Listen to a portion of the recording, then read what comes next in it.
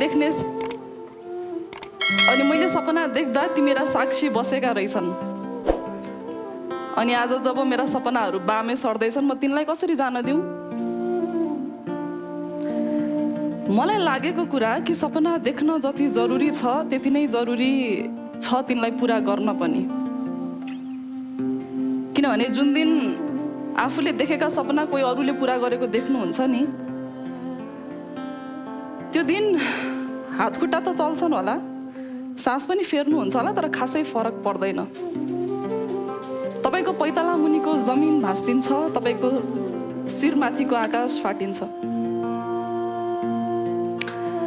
अनि मैले देखेका सपनाहरूमध्ये एउटा सपना यो पनि हो कि चाँडै नै आफ्ना खतहरूमा फुल फुलाउन सकूँ।